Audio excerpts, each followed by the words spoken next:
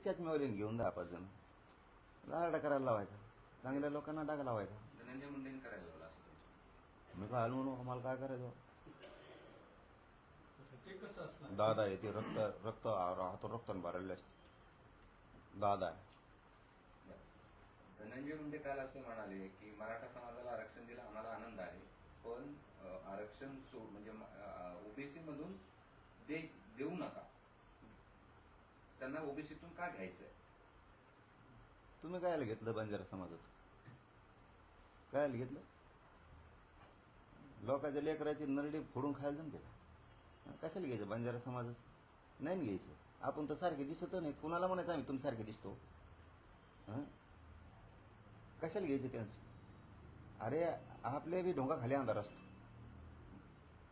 कशाला लोकांच्या काड्या करतो. आणि मराठी जे बरे झाले ना, आता आणखी शाने होते बीड जिल्ह्यात, लय चांगलं झालं. वाक्य असं होतं, मराठा समाजाला आरक्षण दिलं मला आनंद आहे, मात्र काही जणांना ओबीसीचंच आरक्षण खायचं आहे म्हणून तुम्हाला डोळा लावला. मला काय बोलवतो म्हणा ह्या की नाही, मला टोला लावायला आणि त्याला मला ओबीसीचं खायचं. आणि तू काय खातोर बंजारा समाजाचं? तू दिसतो त्यांसारखा? कोणाला म्हणतो मी तो यासारखा दिसतो? आम्ही एकच, तुम्ही तसे दिसता का?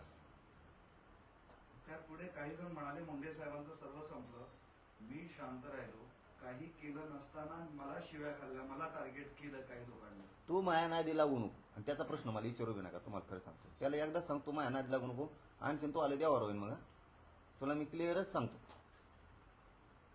शहाणपणा करायचा नाही. तू तुपलं नीट राहायचं. तू दादा फादान मी असले मोजीत नसतो. रक्ताने हात भरलेल्या लोकांनी माझ्या जातीवर बोलायचं नाही, माझ्यावर बोलायचं नाही. तू जर माझ्या नादी लागला इथून पुढं तर तुला सांगतो मी दोघाचा बाजार उठीन तुमचा. परत परत क्लिअर सांगतो.